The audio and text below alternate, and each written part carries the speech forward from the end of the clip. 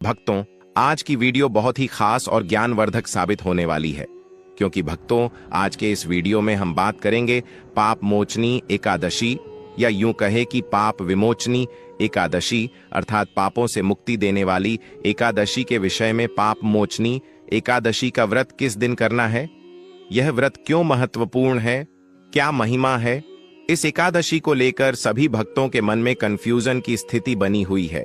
अभी हाल ही में होलिका दहन और होली का पर्व निकला है, इनको लेकर भी बहुत ज्यादा कंफ्यूजन थे। उसी प्रकार से इस एकादशी को लेकर भी कंफ्यूजन की स्थिति बनी हुई है कि यह एकादशी 14 मार्च को है या फिर 15 मार्च को। व्रत किस दिन किया जाएगा, पूजा कब करनी है, शुभ मुहूर्त क्या रहेगा, भक्तों शास्त्रों में पद्म पुराण में क्या लिखा है, भगवान क्या कहते हैं इस एकादशी के विषय में, कैसे ये व्रत करना चाहिए, इस व्रत की विधि क्या है, इस व्रत के नियम क्या है, पूजन कैसे करना चाहिए, इस व्रत की शुरुआत कहां से हुई और किसने इस व्रत को किया, इस व्रत तो उसका उद्धार हुआ, और इस व्रत का पालन कब करना चाहिए। इस प्रकार से संपूर्ण जानकारी एकादशी के विषय में, आने वाली एकादशी के विषय में आपको प्रदान की जाएगी। साथ ही आपको कुछ ऐसी विशेष गलतियों के बारे में भी बताया जाएगा जो कि भूलकर भी इस एकादशी के दिन नहीं करना है। और इसी के साथ हम यह भी जानेंगे कि एकादशी व्रत पारण में क्या खाना है, क्या नहीं खाना है। संपूर्ण जानकारी आपको प्रदान की जाएगी, इसलिए आपको वीडियो को पूरा ही देखना होगा, तभी आपको सही सटीक जानकारी प्राप्त होगी। जानकारी आरंभ करें उससे पहले आपसे निवेदन है कि वीडियो यदि थोड़ा सा भी उपयोगी लगे तो कृपया एक बार लाइक अवश्य कर दीजिएगा। अपने व्रत की सफलता के लिए और भगवान नारायण का आशीर्वाद प्राप्त करने के लिए कमेंट बॉक्स में अवश्य लिखिएगा जय श्री हरि ओम नमो भगवते वासुदेवाय नमः। भक्तों, इस चैनल पर हम आपको एकादशी के साथ साथ सभी हिंदू धर्म की जानकारी प्रदान करते हैं।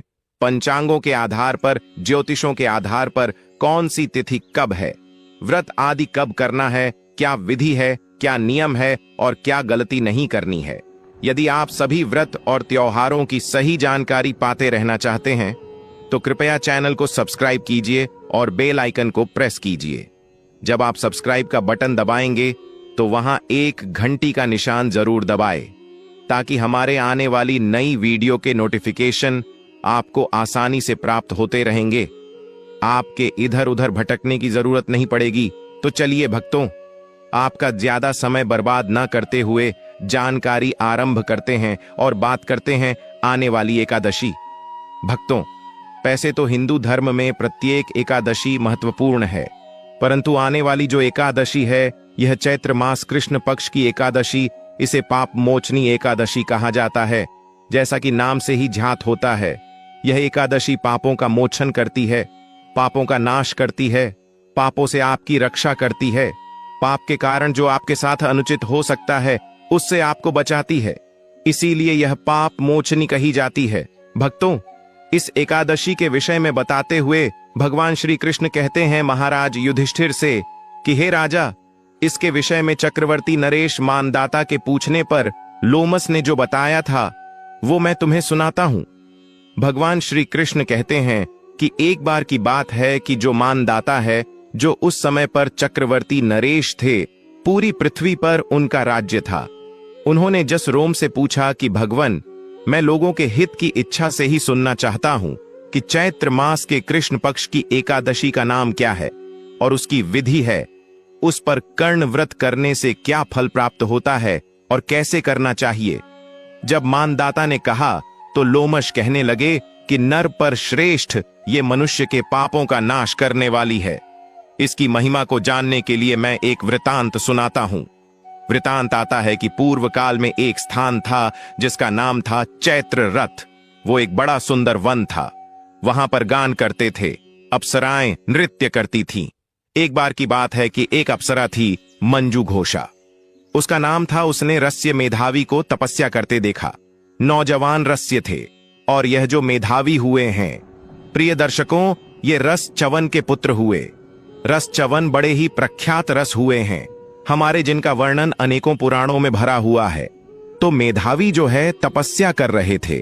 अब मंजू घोष ने सोचा कि अगर मैं इनके अधिक नजदीक चली जाऊंगी तो शायद क्या पता मुझे भस्म कर दे। तो वह दूर ही बैठ गई और दूर बैठकर ही वीणा बजाने लगी।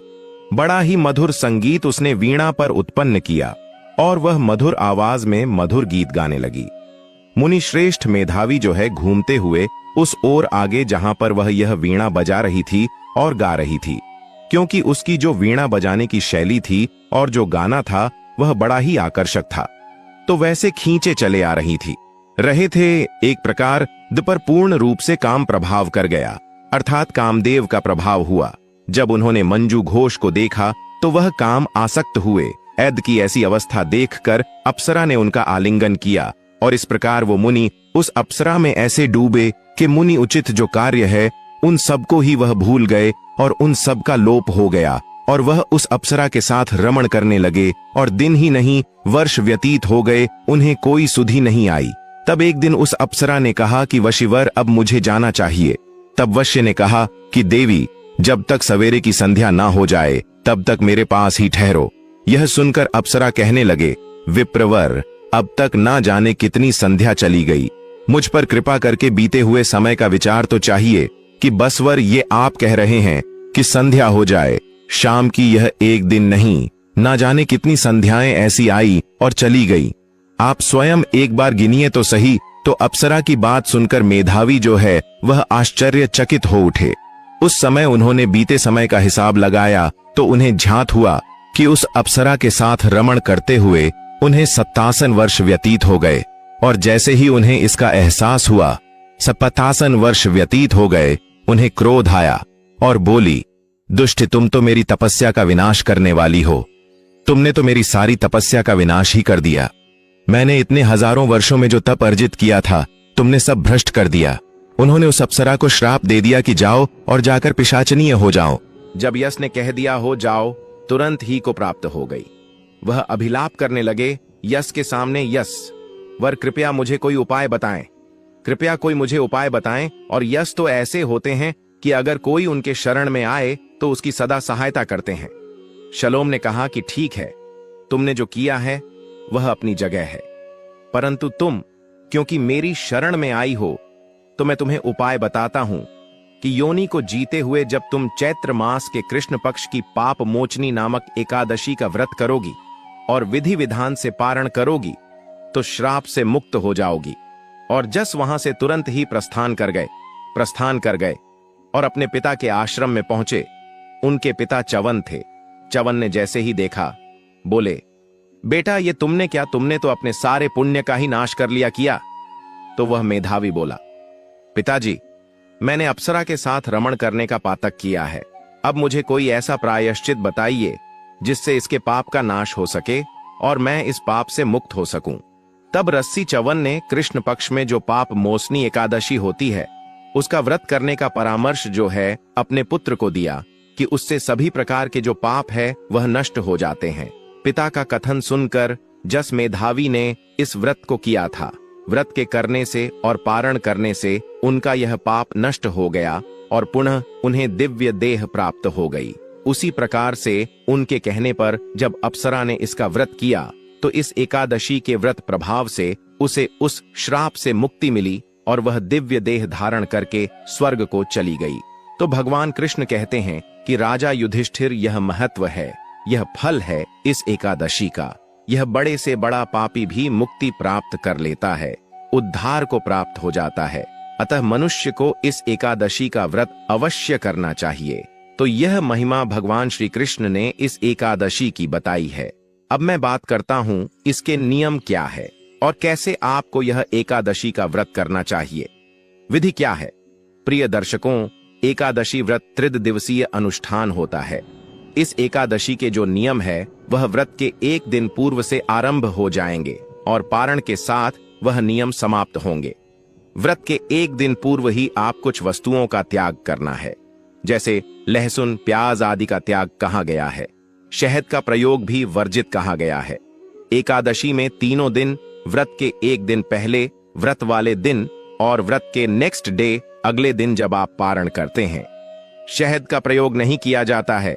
कुछ लोग मदिरापान करते हैं, मांसाहार भी करते हैं, परंतु वह एकादशी का व्रत भी करते हैं, तो ऐसे लोगों को अवश्य ही एक दिन पूर्व इन सभी का त्याग कर देना चाहिए। ऐसा नहीं कि आज तो खूब खाए पिए और कल आप व्रत करें।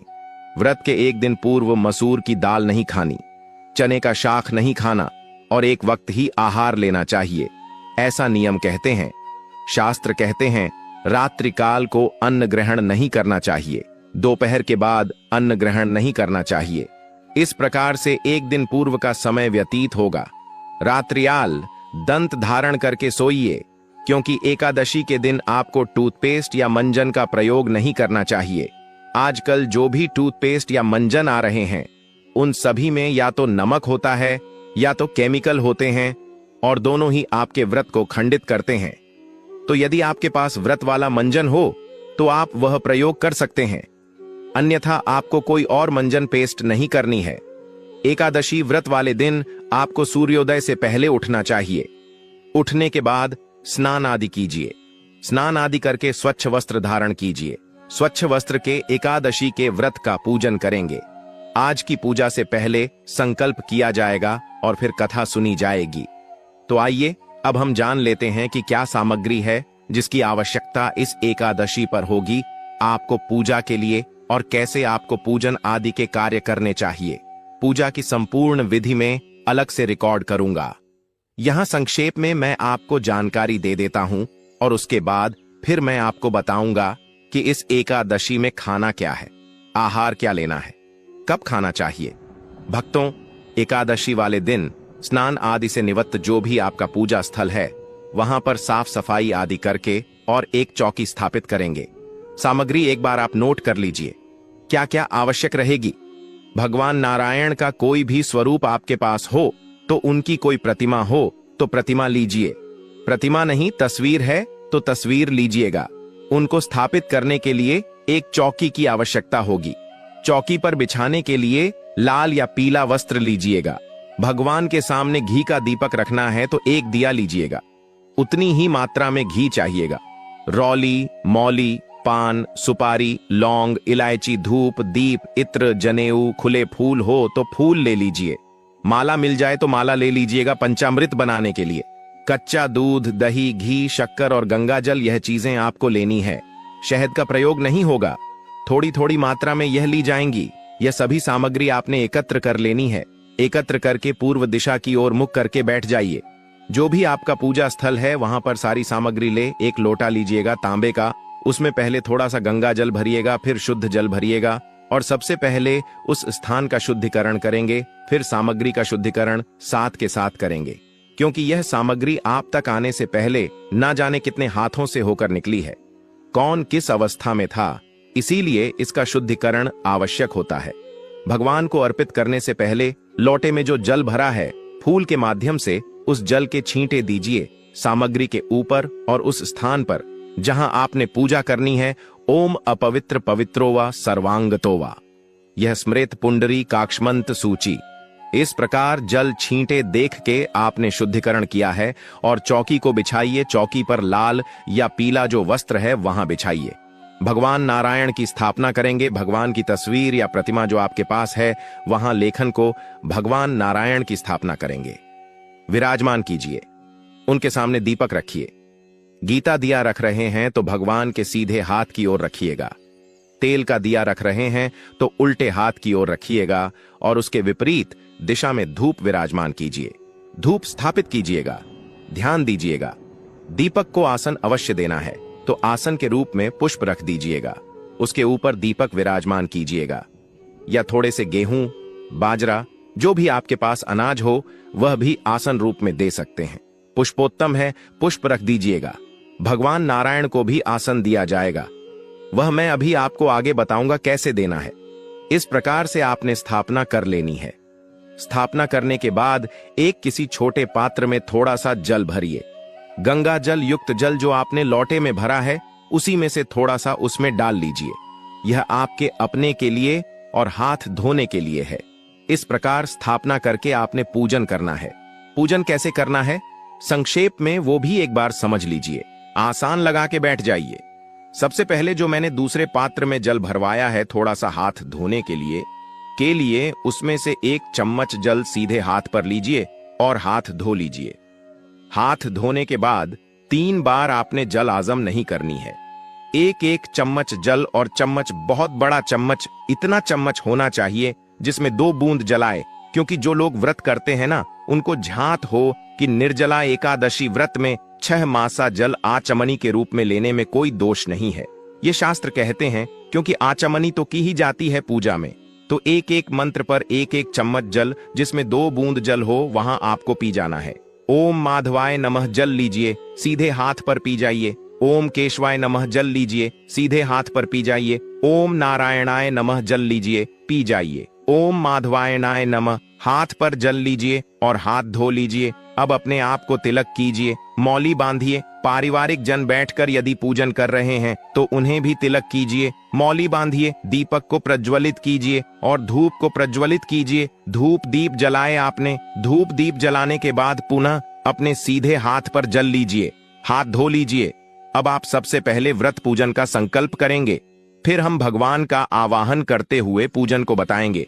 संक्षेप में बताएंगे, सभी मंत्रों के साथ नहीं, क्योंकि बहुत बड़ा वीडियो हो जाता है। जब सारी पूजा विधि हम यहाँ बताते हैं तो संकल्प करने के सीधे हाथ पर जल लीजिए। पुष्प है तो पुष्प ले लीजिए। 1 रुपए का सिक्का दक्षिणा के रूप में रख लीजिए। अधिक जो रखना चाहे रख सकते हैं। 3 बार बोलिए, ओम श्री विष्णु, ओम श्री विष्णु, ओम श्री विष्णु। अपना नाम, अपना गोत्र, जिस स्थान पर बैठकर पूजन कर रहे हैं वहां का मकान, नंबर, क्षेत्र का नाम, शहर का नाम, चैत्र माह, श्री कृष्ण पक्षी, एकादशी, आयु, आरोग्यता प्राप्त, संपत्ति प्राप्त, या अर्थात भगवान नारायण प्रसन्नार्थ एकादशी। बोलिए श्री विष्णु शरण, और यह संकल्प भगवान के चरणों में अर्पित कर दीजिए। संकल्प करने के बाद हाथ में 5 पुष्प ले लीजिए और भगवान से निवेदन कीजिए कि हे प्रभु, हे भगवान विष्णु, यह पुष्प मैं आपको आसन के रूप में अर्पित कर रही हूं या कर रहा हूं। आप इन्हें आसन के रूप में स्वीकार करें और यहां आकर विराजमान हो, जिससे कि हम आपका पूजन कर सके। इस प्रकार से वह पुष्प भगवान को अर्पित कर दीजिए, यह भाव रखते हुए कि आपने भगवान को पुष्प का आसन दिया है। अब वो आसन पर विराजमान हो गए हैं भगवान। अब आप भगवान का पूजन करेंगे। पूजन करने के लिए सबसे पहले भगवान को उपाध्य, फिर अर्घ्य, फिर आजमणि कराएंगे, स्नान कराएंगे, फिर पंचामृत से स्नान कराएंगे, पुनः शुद्ध तक स्नान कराएंगे। उसके बाद वस्त्र के रूप में मौली का टुकड़ा तोड़कर अर्पित कीजिएगा। इत्र लगाइएगा, इत्र को फूल पर लगाकर अर्पित कर सकते हैं। तिलक लगाइएगा, भगवान को तिलक लगा के फूलों की माला पुष्प अर्पित कीजिएगा। फूल, माला, पुष्प आदि अर्पित करने के बाद भगवान को धूप दिखाइए, दीप दिखाइए और नैवेद्य के रूप में भोग अर्पित कीजिए भगवान को। भोग में आप मिठाई अर्पित कर सकते हैं, छतु फल अर्पित कर सकते हैं। आम का समय आ गया है, अगर आपके यहाँ आम उपलब्ध है तो भगवान को अर्पित कीजिएगा, या आप मिश्री बतासा जो आपके पास है वह अर्पित कीजिए। भोग अर्पित करने के बाद आचमनी कराइएगा। 1 चम्मच जल लीजिएगा, भगवान को आचमनी के रूप में अर्पित कीजिएगा। आचमनी के बाद अर्पित किया जाता है तो तांबुल का जो है वह पान का पत्ता लीजिए, उस पर 2 लौंग, 2 इलायची, 1 सुपारी रखिए और भगवान को अर्पित कीजिए। शुभ दक्षिणा, जो भी दक्षिणा अर्पित करनी है वह दक्षिणा अर्पित कीजिए और हाथ जोड़कर भगवान को नमस्कार कीजिए। इस प्रकार से आपने आज के दिन की पूजा करिए। यह पूजा करने के बाद अब आपने एकादशी की कथा सुननी है। कथा सुनने के बाद विष्णु सहस्त्र नाम का श्रवण करना है और फिर भगवान की आरती करनी है। आरती करने के बाद फिर आप नियमों के अनुसार दिन को व्यतीत करेंगे। आगे के नियम यह हैं, शांतित रहते हुए भगवान के चरणों में मन को लगाते हुए दिन को व्यतीत कीजिए। किसी के साथ अनुचित व्यवहार न कीजिए, क्रोध न कीजिए और ब्रह्मचर्य पालन करते हुए दिन को व्यतीत कीजिए। सायंकाल को कीर्तन करना चाहिए, कीर्तन की महिमा है। कीर्तन अगर आसपास कहीं मंदिर में होता है तो वहां जाइए। अगर आप कहीं ना जा सके या संभव ना हो या कीर्तन ही नहीं होता हो, आसपास कीर्तन होता तो आप वहां जाकर रात्रि जागरण कर सकते हैं, क्योंकि भगवान नारायण कहते हैं कि जो नाच के, गा के, मृदंग आदि बजा के कीर्तन नहीं कर सकते वह इन पाठों को सुन के कीर्तन का लाभ ले सकते हैं। इसके बाद रात्रि जागरण की महिमा है। रात्रि जागरण में ध्यान देने वाली बात यह है कि कम से कम 2 बजे तक तो जागिए और यह जो पाठ स्तोत्र हैं उनका श्रवण कीजिए। रात्रि जागरण का मतलब यह नहीं है कि आप टीवी देखते हुए जाग रहे हैं, वो काफी है। नहीं, भगवान की कथाएं सुनिए। अगर टीवी पर भी सुन रहे हैं तो भगवान की कथाएं या जो पुराण स्तोत्र होते हैं जागरण में श्रवण कीजिए। आहार की बात करूं तो इसमें आपको अन्न तो खाना ही नहीं होता, फल आहार केवल लेना होनी चाहिए। नमक और मिर्च पूर्णतः वर्जित है। केवल फल और दूध पर अगर आप इस व्रत को करें तो श्रेष्ठतम रहेगा। इस प्रकार यह दिन आपको व्यतीत करना है। पारण के लिए अगले दिन आपको सूर्योदय से पहले उठ जाना चाहिए। उठने के बाद स्नान आदि करके स्वच्छ वस्त्र धारण कीजिए। पूजा स्थल पर पुनः पूजन कीजिएगा। पारण कीजिए और उसके बाद ब्राह्मण को दान दक्षिणा आदि देने के बाद फिर आप व्रत का पालन कर सकते हैं। अब बात करते हैं कि इस एकादशी का व्रत किया कब जाएगा। ध्यान दीजिएगा, इस एकादशी पर कुछ ऐसी संभावनाएं बन रही हैं क्योंकि यह सुबह सुबह शुरू हो रही है, तो ऐसे में लोग गलती कर बैठते हैं और लोग दशमी वेधा एकादशी कर लेते हैं।